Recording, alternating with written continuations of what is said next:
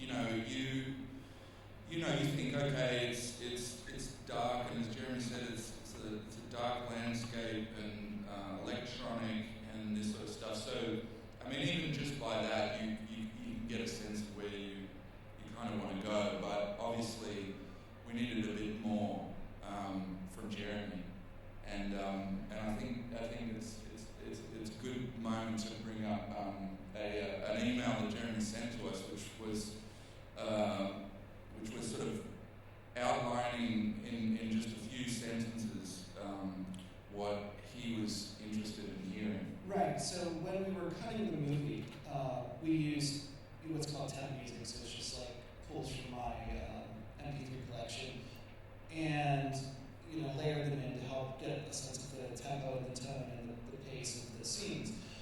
So we had a pretty good sense of where we wanted to have all the music placed. So what I did for Angus and Aaron was they asked for a description of each of what the cues. So then they asked for, because I don't know anything about music, so they were in sort of emotional or descriptive language. And I wrote these kind of, I like to think they're like super inscrutable things, like, imagine you have a 100-piece puzzle, but you have 1,000 pieces. What would that sound like? Or the character is you're submerged in water at 4 a.m., or an alarm clock won't stop ringing. Which is it's really kind of the perfect thing, I think, for us to hear, and they were just those sort of short things like Jeremy said, and that allowed us to really explore that feeling. And again, this is still without us having seen anything, it's going off the script, and then there's these points of reference. You guys had a cut of the movie at that point, right? We had a few of we had a few samples, of scenes, and but those descriptions were really helpful for us, because even though they were super abstract, that kind of allows for a lot of interpretation, which is the best thing really at that point. And that's what I tried to do with all of the collab. Like I view the movie as ours, and I extend that to anybody who worked on it. Like I always viewed it as something that whoever's one of the, Matt brought his stamp of editing to it. It wasn't assistant. My vision tried to encompass the animators or the visual effects house or the editors or liars. And so I wanted to give and take between everybody who was working on it. So Denmark, we were there for a while, and we made, as is often the case, probably too much stuff. And we came, and we send it to you first, or we come back first? I think you guys came to the editing bit. Yeah, so we came back to Los Angeles, and I think we'd sent some stuff to you before that, but we waited to talk to you until we came to an editing spot in Santa Monica, and sat down, and Jeremy and his mates put some of the music to some of the scenes, and we watched them together, and you gave us some good feedback. Some feedback, and there was a little give and take for another week or 2 weeks maybe. You made some edits, and what was, again, going on, the idea of it's a collaboration, and it's everybody's film. We worked on it, we made changes to the picture to coincide with your music, which is pretty unconventional. I don't think most movies do that, maybe just some experimental films.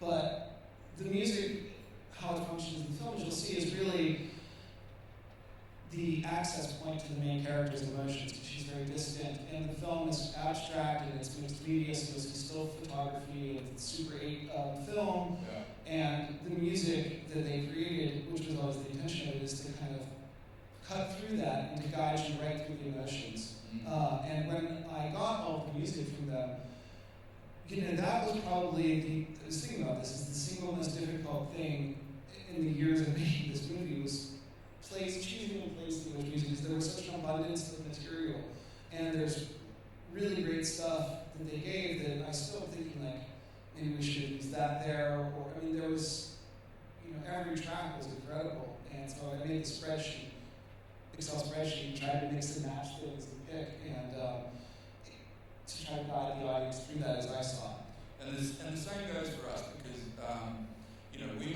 we made the music, and then we see Jeremy's film, we see the scenes, and we have an opinion. We're like, oh well, that thing that we made, we think would work there, But the interesting thing about doing this kind of project, which Aaron and I aren't necessarily used to, is that there's a give and take. It's a collaboration, and it's not just us making an album where we only really answer to ourselves. There's a bigger thing at stake here. So it was really interesting to see where Jeremy took those pieces and where he put them, because it may not have been where we thought, but this was Jeremy's vision.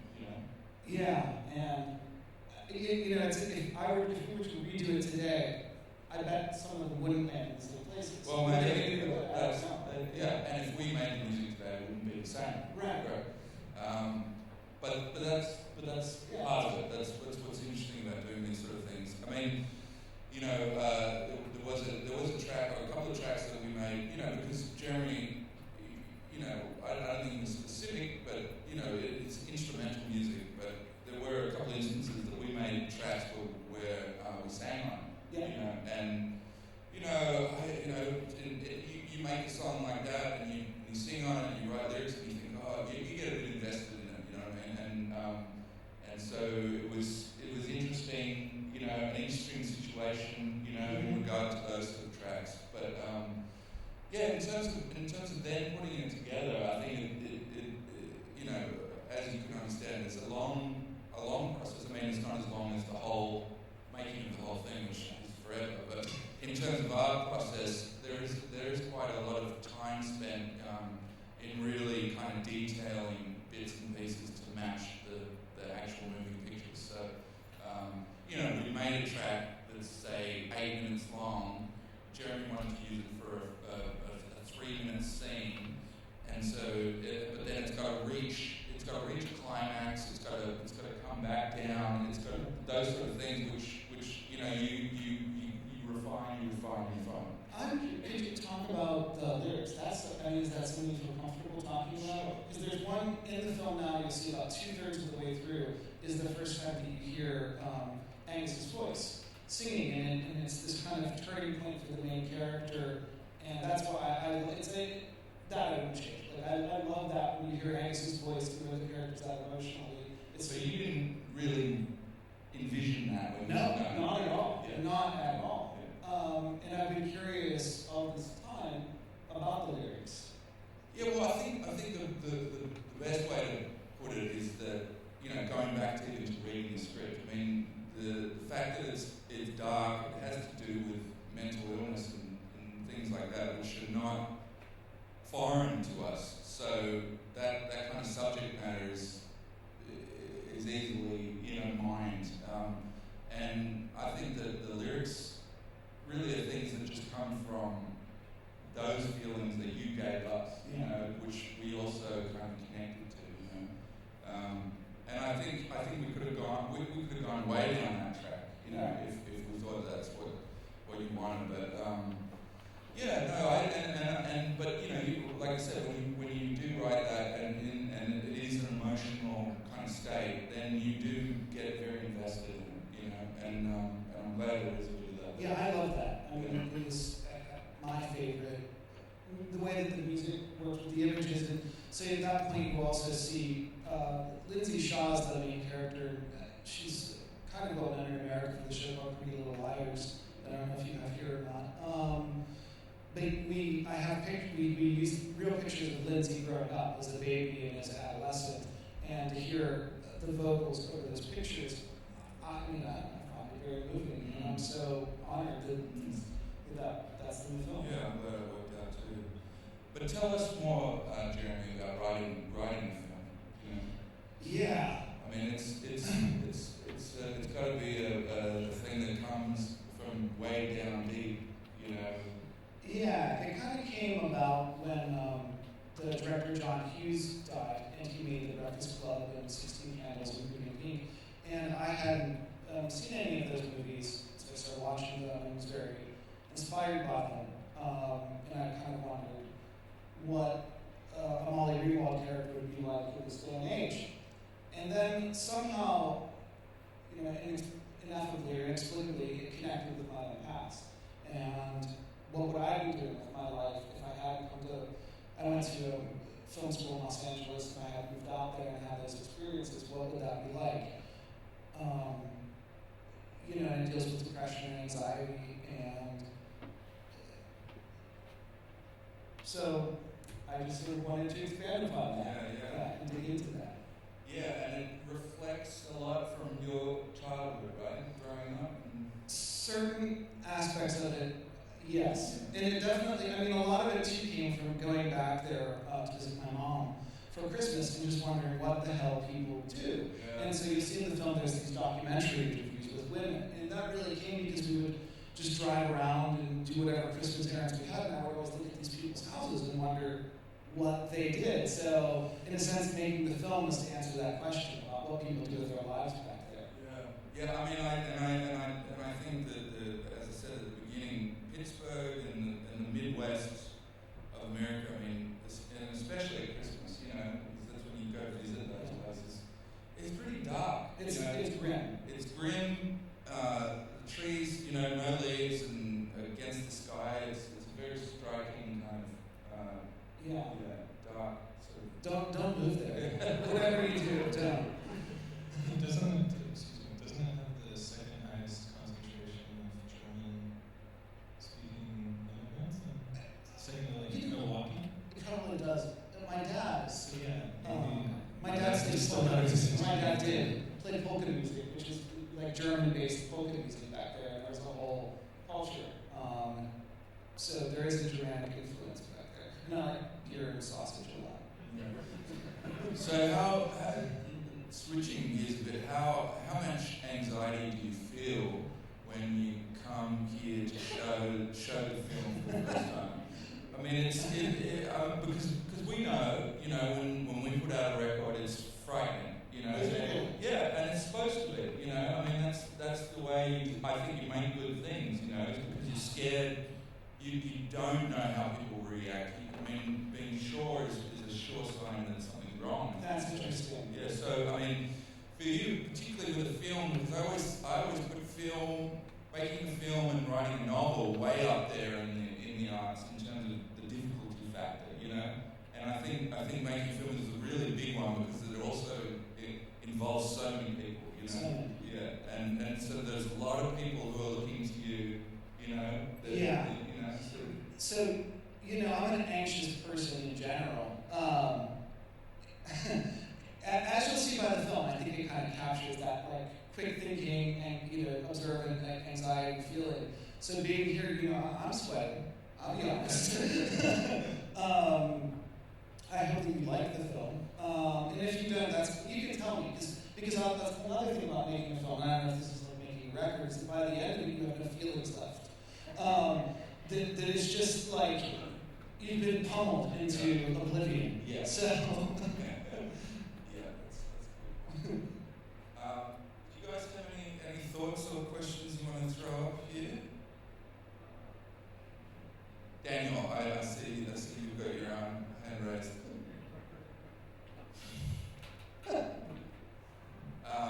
No. Okay. Well. How come Julian is not involved? Oh, because Julian took a sidetrack quite a while before Jeremy approached us, and really Aaron and I feel most comfortable doing this kind of project just together.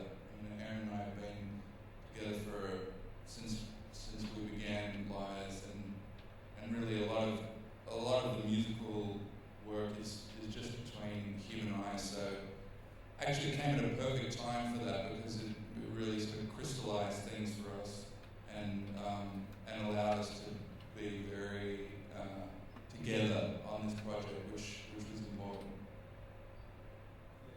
Not to diminish the role of anyone, but Julian, you know, he played a very important role in visual output.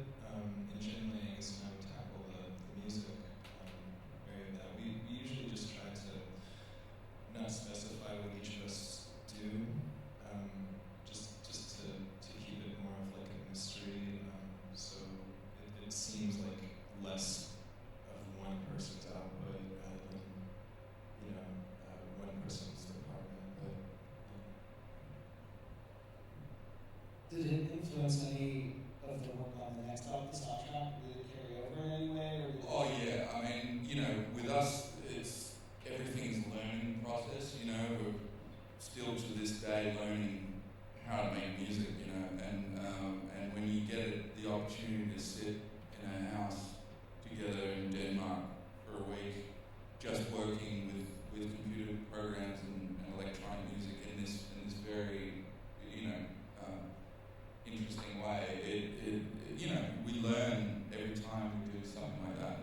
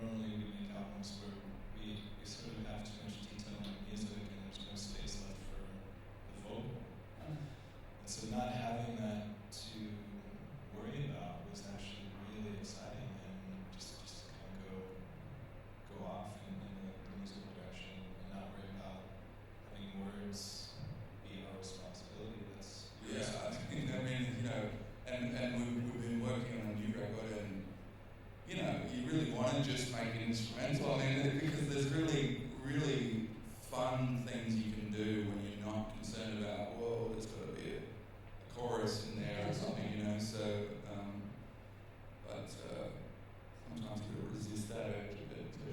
You know. Is the new record electronically based? Yeah, a bit, a bit, sort of trying to toe the line a bit between the two.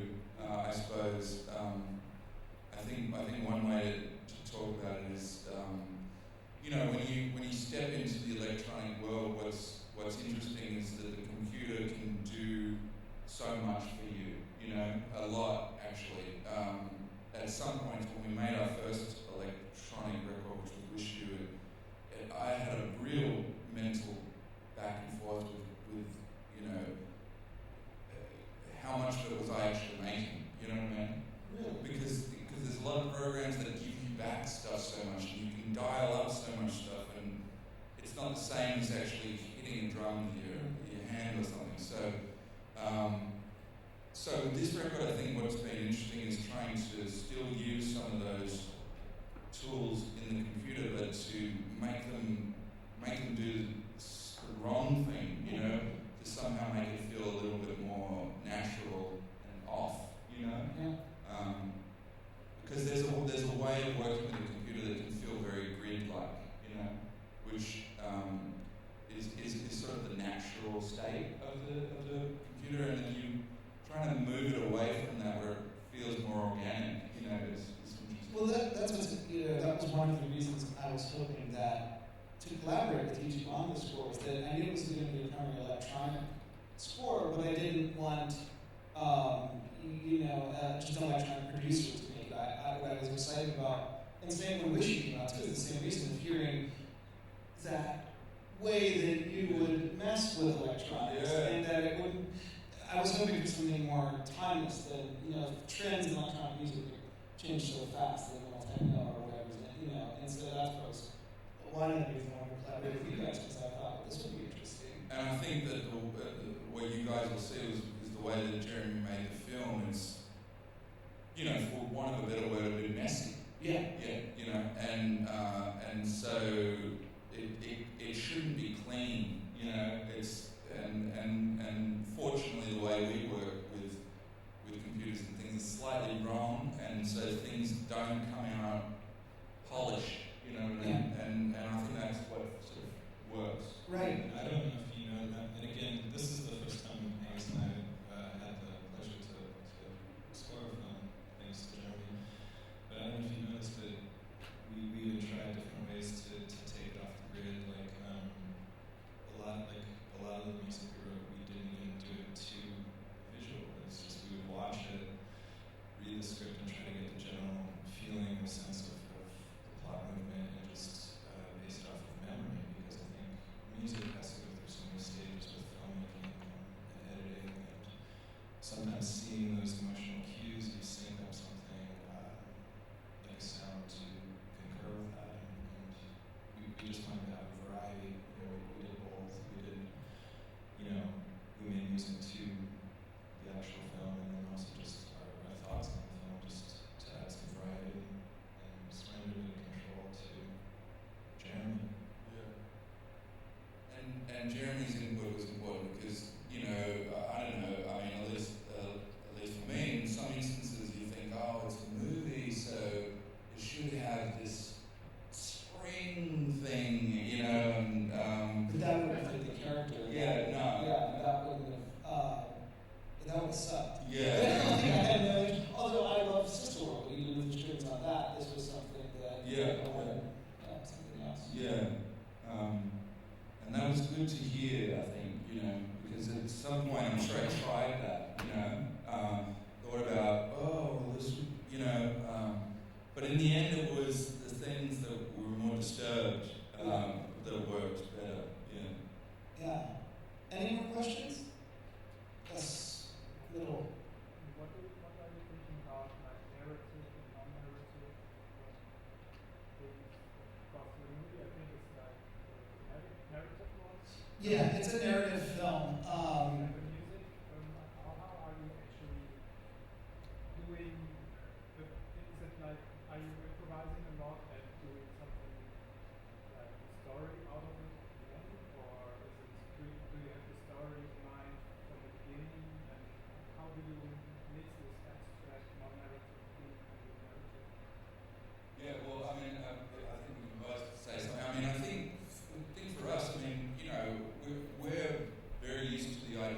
of making music in accordance with a mood, you know, and records and songs that we've made in the past have been dedicated to giving you that mood, you know, to making you feel anxious or something of that nature. So, as we said before, when Jeremy gave us these slight descriptions about scenes, I don't think we were thinking narratively, you know, we were thinking specifically at this moment we need to feel like, I don't know, like Jeremy said, we're like underwater and you can't come up, you know what I mean? And so that made it fairly simple for us, but I think the question goes further into how do you then... Well, it's a really interesting question because the film kind of works in moods more than it does in plot points. You know, it tracks the emotional journey of this character throughout a day and it kind of flashes back and forth. But I just wanted the audience to get swept up in a feeling and how that changes from sort of act to act. More than like, you know, she has to go find this person and do this thing. And so I think that's where it became interesting with the collaboration because that's something you were already used to in a sense, and that's kind of what we were trying to go for.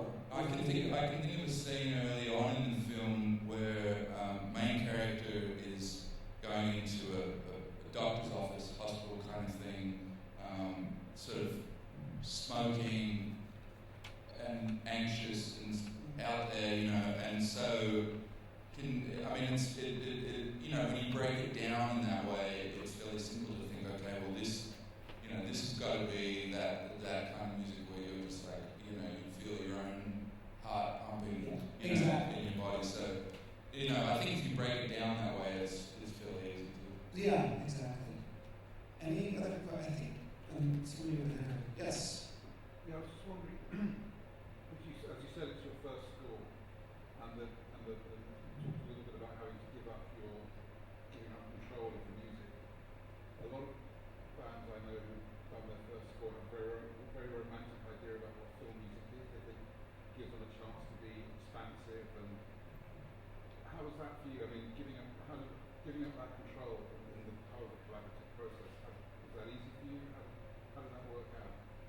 I mean, Jeremy luckily made it easy for us, but I think one of the big things that I understand from this experience is that what a genuine team effort any memorable soundtrack is, and we're not saying that we're part of that canon, but just our experience of, you know, ultimately we're employees, and it is a dream of musicians, especially in these days, to get the opportunity to score a film. And Angus and I have been fortunate enough in our musical career to not ever really be challenged creatively if we believe in it, and that's due to our fantastic label. But even the thing that I naively overlooked is there can be so many differences in perception when it comes to the emotional driving force of the scene, and it's not, you know, certainly Angus and I can agree on what the sentiment of a scene or the driving force of the character, but will the director agree? And then furthermore, will the producer who's paying for it, who wants a certain ending, will they agree? And then what happens if they don't? So if we view a scene as being very traumatic, the producer sees it as, well, no, I want this to be the moment where people guzzle their Pepsi and eat a bunch of popcorn and clap. We, the musicians, have to do it, and that's to be expected. We're employed to do this job, and I was totally stupid at that. I was just like, oh no, we feel what we feel, and we apply it, and it becomes this grand, you know, and it could be a disaster. And it wasn't because we had a very understanding director. Yeah, okay. It made you feel it was a disaster. No, but I mean, it can be this situation where you can be so certain viewing this, you know, again, imagine seeing a film with absolutely no music, and it makes you turn on your senses to a higher degree to apply these things musically, and yeah,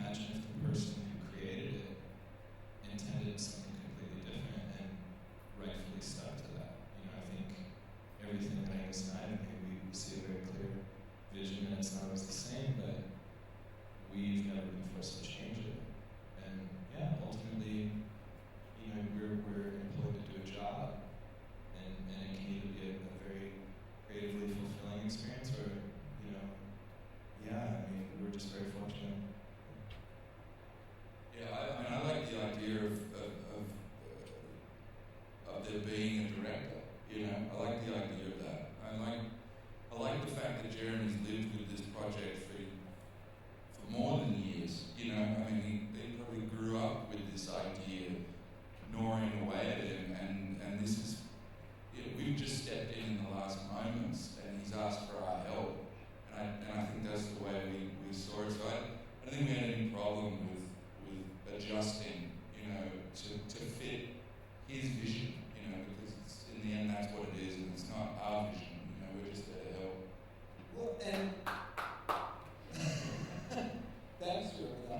But I want to also say that my vision is so influenced by their music and had been for years. I mean, as I've said other places, we did these really elaborate storyboards, being the storyboard artists for like 6 months, and we were listening to Wish You constantly, and you know, we'll have panels named after their song, their lyrics, and I was thinking, I've never said this, but number one against the Rush, the lyrics of Letting Myself Awake Today were so moving to me that when you watch the beginning of the film, there's some colors and some really cool stuff that the genius Matt Daddish made, and then it cuts into the stuff of the girl waking up, and that's, you know, very much influenced by number one against the Rush, and Letting Myself Awake Today, Spiral Down, and yeah. This can also, I've heard, can be a bit of a killer too, because, you know, the director comes up with temp music, you know, and he has an idea of what it should sound like, and it's actually one of our old songs, and then you're like, I want that feeling, Right. You know? Yeah. That gets tricky. It is tricky, and I had asked the editors to try to not cut with the temp music at all, but the movie's so abstract that it was like unwatchable. So then we fell into the temp music, and that's if I ever make another movie, I'm gonna fight harder to just say I'm gonna fucking deal with it. Like let it be unwatchable, because I like the idea of being influenced by music in my mind, but not as directly as sound and images linked together, because they become inseparable. Yeah, and so did you struggle with that a bit? Did you want to put something that you know? Sure, yeah. I mean, you know, when I was in graduate school, I interviewed Paul Thomas Anderson's composer, John Prine, and he was like, never use temp music. Never, and then, so he would compose the scores for like Magnolia and Hush Not Love before Anderson shot those movies. And then they would be on set and listen to it. If I ever get to make another movie, that's the way I'd love to do it. No, I think that, like I said, that would have worked for us. Yeah. I think just from the script and your descriptions, we were there. Yeah. You know, without needing to necessarily reference to. You know, I would love that. And then you do one. Then I start to wonder, like, how would then the film be re-edited? If we would have shot stuff differently. That seems to me the way I'd love to make another film. As the music before me. Anybody else? So on the flip side of that, when you have to write a score for a director who's familiar with your music and is like temping and sings towards it, how much pressure do you guys feel to write a writer's story or something like pieces like that? Well, I think that's a good question, but I think, you know, this sounds really not trying to make it seem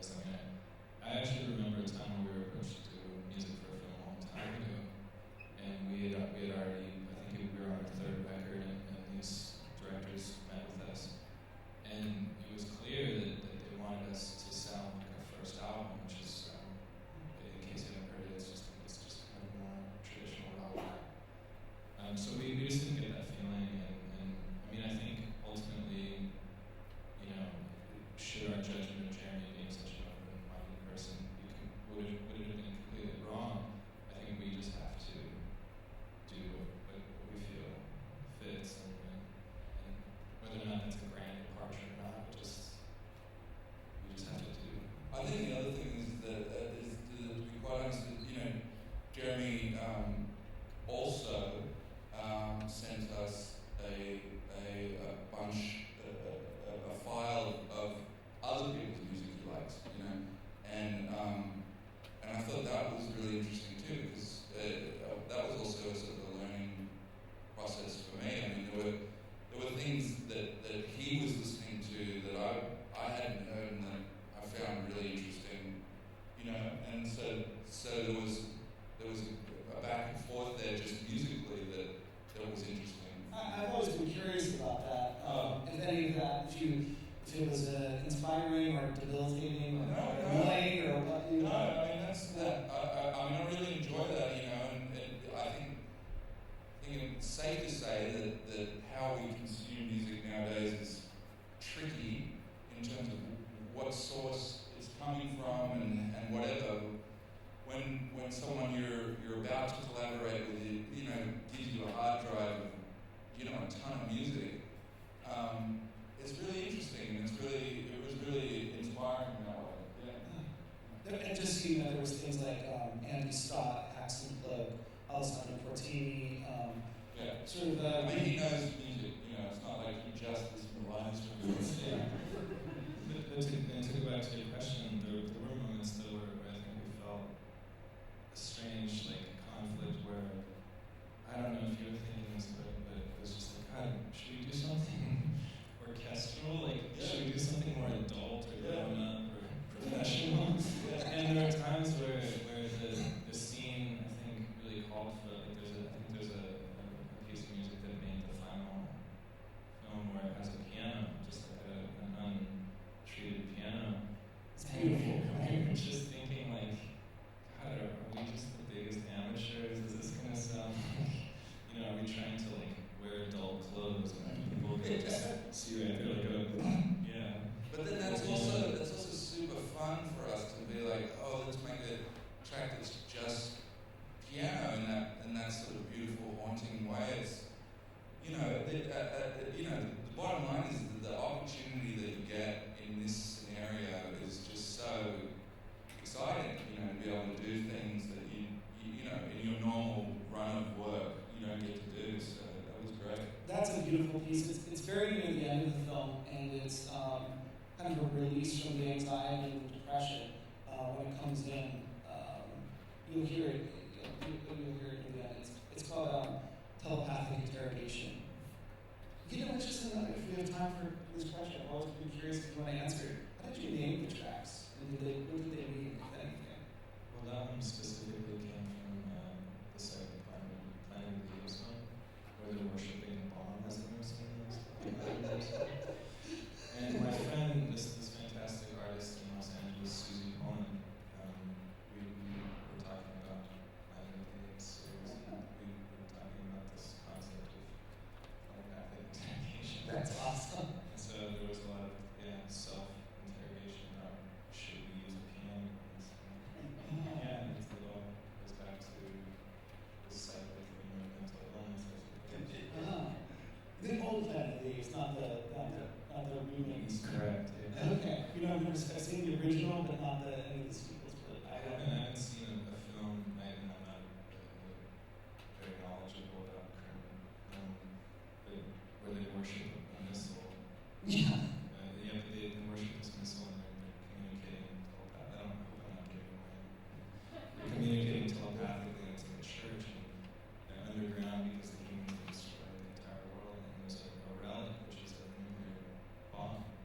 It's still apparently active. They're communicating to the bomb. Are you guys film fans at all? Or Yes. Yeah.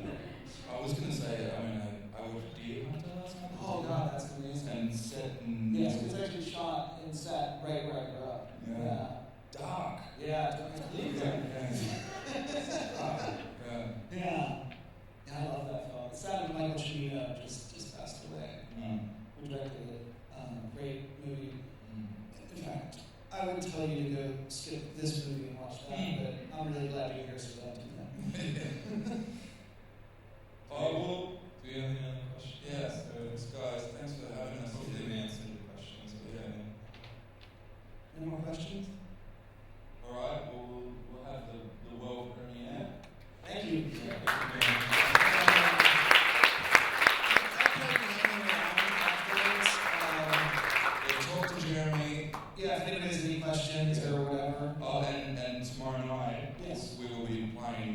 the score live.